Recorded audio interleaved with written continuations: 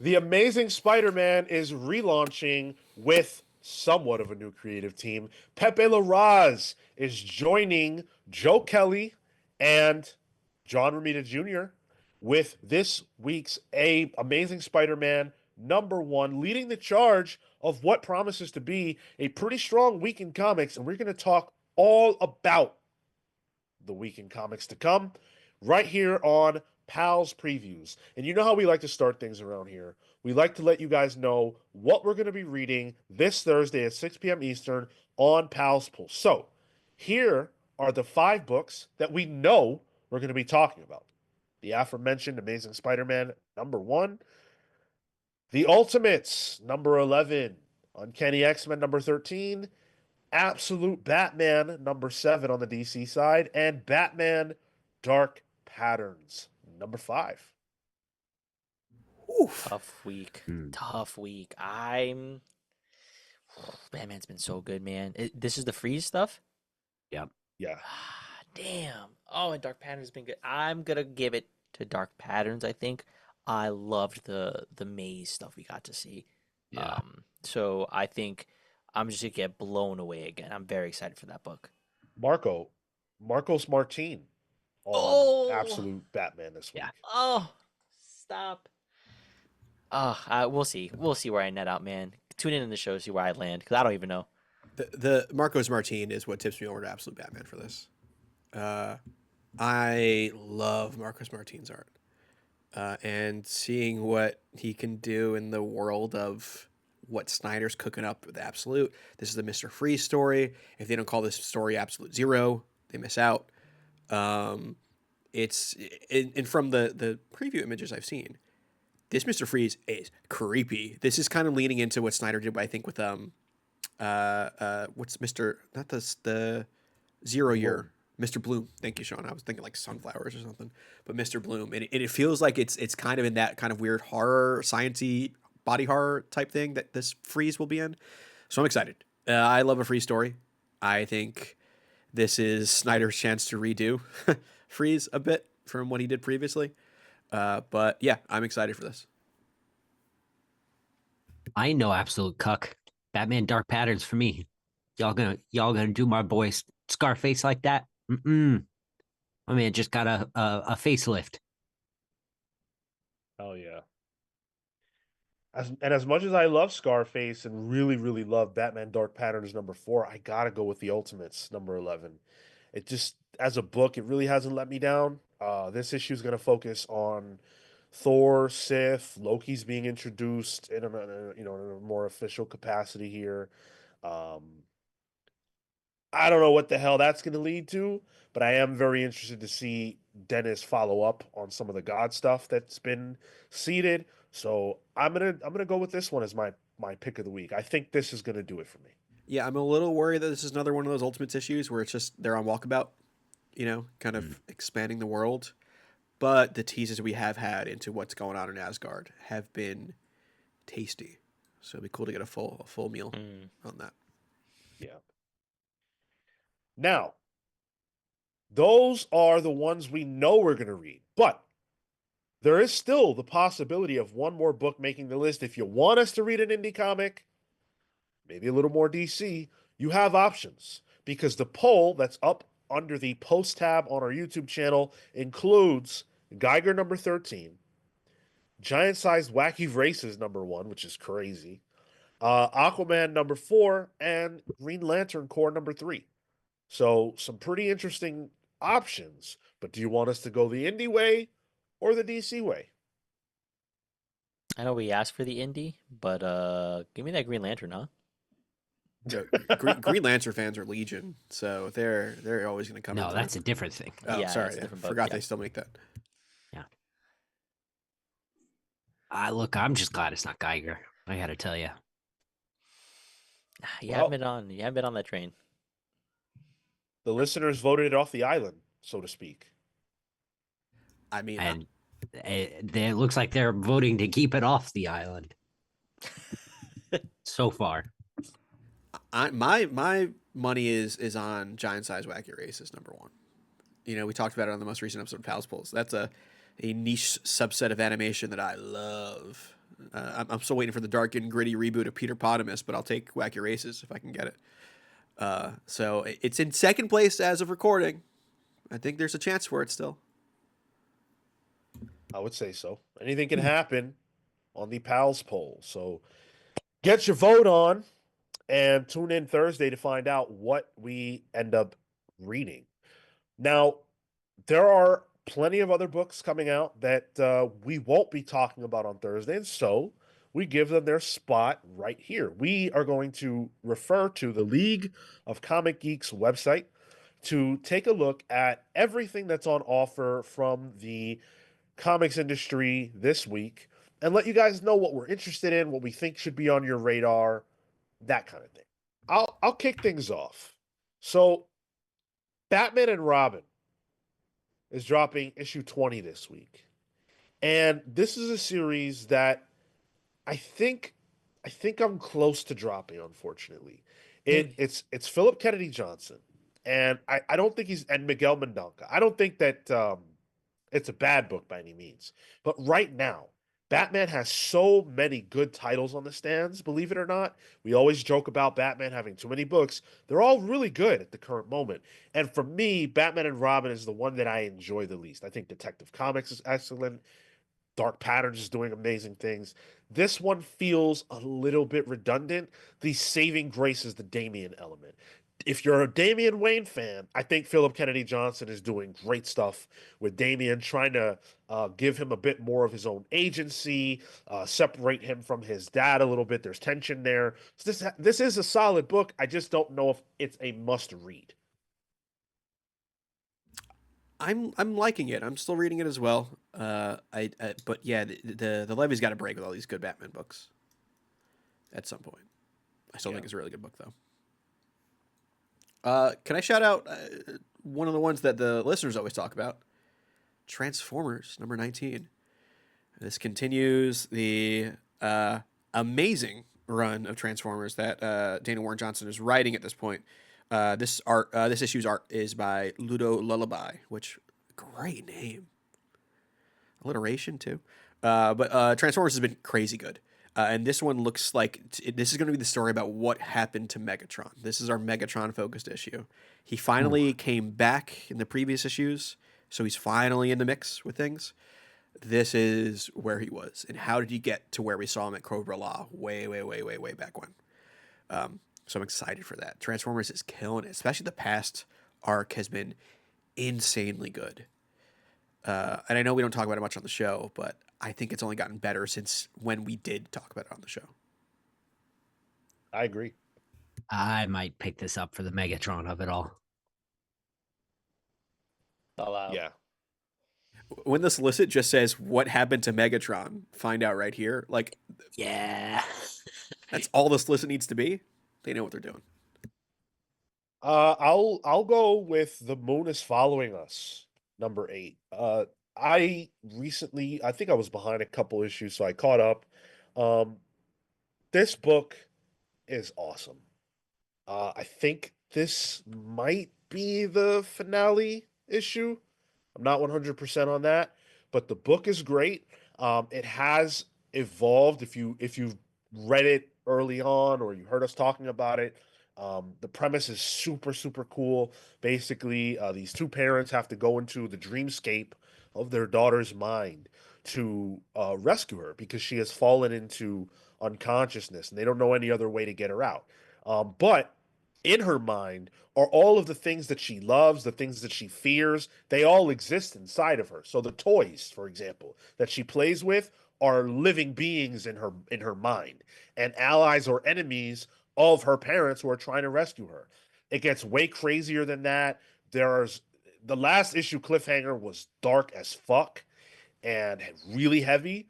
So I'm interested to see how they're going to follow up on that. But this book is going to places I didn't even think it was going to go. It's excellent. One of my favorite books on stands in general. And this ends at issue 10. So, Okay. So we're Cool. wrapping up, but not there yet. Nice. This was one I've been waiting for it to get to like a collection so I can just binge through that because I remember really liking the first issue and I know you've been really hot on it. Yeah, it's so good. I wanted to shout out Action Comics 1085. Um, I'm not currently reading, but uh, friend of the show, Gavin Guidry, is will be drawing this issue alongside writing G. Willow Wilson. This is going to be part of a two-part story where they're kind of stepping in here. So, huge shout out. And Gavin's listed here as fan favorite artist because he's gotten a lot of love from Superman 78. So, shout out, kudos. This is awesome stuff. It's really cool And, to see fan favorite artists in the solicit, like from yeah, DC. yeah. Good. That's how you got That's a that page rate up. that's a must buy. I didn't realize that Gavin was jumping on this book, or that G. Willow Wilson was, for that matter. I'm back on. I dropped Action Comics. I'm back on with this. Yeah, that last arc didn't do anything for me in Action Comics, but I'm back with this. And I also like how it's written by Poison Ivy's G. Willow Wilson in the Yep. solicit. That book, I didn't get to talk about it last week. That book is amazing. So seeing what she can do with Action Comics and Gavin, yeah, I think I'm back on the Action Comics train. The other one I wanted to shout out was a G.I. Joe book. This is G.I. Joe, a Real American Hero, Jinx #1. It is going to be a standalone silent issue. Love, awesome, with Danny. Danny and Dan Waters. If anyone's familiar with Danny the artist, super super cool. Uh, it feels like a Frank Miller esque, OG Frank Miller esque kind of artist. Really really like her work. So this off Creator alone was going to be a must buy for me. I totally forgot about this, Marco. Thank you for bringing this to my attention because this is the series of silent issues they're doing based like artists doing silent issues for specific characters. And the Danny one is the one I was waiting for. Yeah, I love Danny's art. this is Yeah. this is Wow. it's Okay. 20 pages. The whole thing is she has 20 seconds to leave the this Cobra base, and each page is a second of that real time action.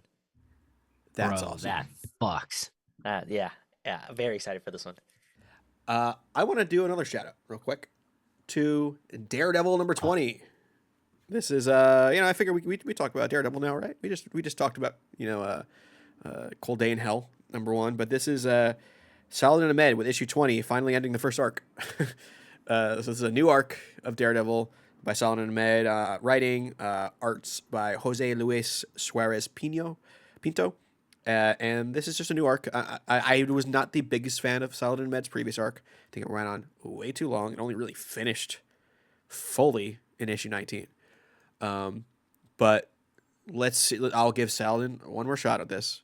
And I think the choice to bring back not only the 90s Daredevil costume, but also a love interest from the Nascenti run, too, is an interesting choice. And he seems to be leaning into previous storylines of Daredevil for this arc. So I'll give it a shot. Let's see what he has. Man, there's not a ton outside of the show that I'm actually really looking forward to here, but the one that's really calling my name is the new Adventure Time #1 by Oni Press. I love Adventure Time. I think it there's a gap missing in animation right now, and it needs to be filled again by Adventure Time. And that it's coming back with comics is great. It's great for kids. It's great for fans of the show. The guys Finn and Jake have to go on a quest for the computer princess to find the Enchiridion. That fucking rules. And it's also the job is that the computer princess wants to scan the Enchiridion for her digital archive, and that means it also deals with academics. Listen, books has got me all over it. Academics, it sounds like something that Finn would scream out as a word. Oni Press has really been leaning into the young adult section of comics too, which I think is a good niche for them. So Adventure Time's a good pick, definitely. I wanted to shout out, and I agree with you, Cale. I think this this week is a little less populated than we're used to. Um, but there were two indie titles that I wanted to put the spotlight on. And the first one, this guy doesn't necessarily need our help to put the spotlight on him, but I am curious to hear what you guys think about Vatican City #1. This is a new Mark Millar book. He's teaming up with Narwhal for this one. And I'm bringing this up more to hear if we even care about this. So, it's going to be this is the solicit. The world has been overrun by a vampire apocalypse. Every man, woman, and child dead, except the 2,000 tourists safe behind the walls and holy relics of Vatican City. But as the vampires gather in their millions outside, how long can they hold out? Because the monsters can wait forever. $40, $5.99 price point. Do we care about a new Mark Millar #1 at this point? 40 40 pages. pages, 5. I'm He's- sorry. I was like, whoa. $40, jeez. Yeah, tariffs hit Vatican City hard. Well, listen, it's that EU, you know. Yeah. This brings up an interesting question for me. Does this book being a specific creator alienate it from being considered an indie? Yes. Because it's indie insofar as it's the publisher, but it's Mark Millar. Like, Indie darling at this point.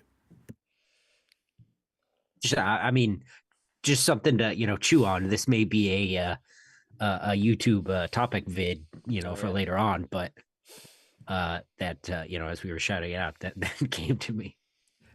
In terms of the premise, I'm done with vampires. I'm sorry. oh, I'm pretty much good with vampires. Good for. I mean, although that Sinners movie coming out for Ryan Coogler is pretty good. Oh yeah. But I think outside of that, I'm done for a while. You could put that on ice for me for a bit. I'm interested. I feel like there's always a gem every once in a while that he'll put out. Gets a couple issues, and so I'm always down to try a new #1 from Millar. Me too, but I think that is waning for me, especially at the $5.99 price point. Look, $5.99 for 40 pages is not a bad deal. Certainly we've seen a lot worse, Mm. but I just don't know if I'm sold because I haven't loved anything I've read from Mark in quite some time. It's been a minute. Maybe it'll end up in my stack, maybe it won't. I actually don't know until I'm there. So, Game time decision. exactly. Could be one of those. Now, the other indie book I wanted to shout out, this certainly is more indie than the one I just talked about. This is called Golden Rage. Mm. Now, this is written by Chrissy Williams with art by Lauren Knight, names that are probably not familiar to you. They certainly weren't to me. Chrissy Williams was the editor of Die and the Wicked and Divine, and Lauren Knight did some art for Buffy the Vampire Slayer. So this book basically is about what it's like to be an older woman in society and how oftentimes women are not seen as valuable, older women, and this is taking that concept and running all the way with it. So in a world where old and infertile women are deemed useless to society and abandoned on an island, Golden Rage documents their golden years of making friends, baking dessert, and fighting to the death. This is the first issue of a brand new 5-issue miniseries where Battle Royale meets the Golden Girls. Yeah, hell yeah. And it's worth pointing out this is the sort of a second part of a previously established miniseries, Golden Rage. Oh. Yeah, Golden So, Rage came out in 2023. I read the first Yeah. issue. Yeah. So this is the next chapter. Oh, okay, great. Which good for them if they were able to do a sequel. So Yeah, hell yeah. I like the premise though. Golden Girls meets Battle Royale. It's a classic elevator pitch. I have an indie book I wanted to check out, and this is another one where it's a kind of a spin-off of a previously running title. This is from Dark Horse. It's called The Great British Bump Off: Kill or Be Quilt #1. So, Great British Bump Off. The first one, I think the podcast iFanboy has talked about it as being fun. It's essentially an Agatha Christie mystery set during the Great British Bake Off, and it's very British. And this is kind of a spin-off of that. I never got to read the original series, so this jumped out to me because it's like, okay, jumping on point, new mini to come out of this. I'll check it out. It just seems dorky and goofy, and I like a good Agatha Christie style mystery. So if they continue that, that could be fun. But this is also John Allison, Giant Days creator. Yeah, it's the creative team behind Giant Days. Yeah. That's really cool. Oh, I didn't recognize him. Okay, wow. That's the draw for me on this one. Yeah. Cool. I'm so sorry. I made the mistake of scrolling down a little bit too much, and I ended up in the Vampirella zone. Oh yeah, Yeah. yep. Yep. Can I scroll, Oh my Sean? God. Should I just not scroll that far? Don't scroll that I far. wouldn't. Got it. Yeah. Okay. Wow. I bought Vampirella #1 because I wanted to read it. It was pretty good. I might need to double dip because these covers are all of that. Holy shit. Uh-oh. I'm double dipping for Vampirella now. What am I, a gooner? Any other call outs this week? Just real quick, we're on the Chainsaw Man countdown. Number 199 comes out this week. I hope 200 doesn't come out next week because I don't have the time to start my deep dive. Hate to break it to you, Cale. It is weekly shonen. So Oh, no. yeah. I'll kiss my wife goodbye. Well, we're going to leave it there. Hopefully, Cale doesn't have to kiss his wife goodbye, but we have to kiss you goodbye for now until Thursday, where we hope to see you. Come and listen to us talk about all the big books from this week that we discussed earlier, being on Pals Pulls. And the other thing is leave us a comment. Let us know what books you're excited about this week. Challenge me to pick up a book that you think I should be reading. I'm very open to that, especially because I got to drop some of the lesser enjoyed titles that I'm picking up. So recommend me something good, and maybe you'll hear me talk about it on one of the shows here soon. Thank you guys for watching. Till next time, take care. See you next week.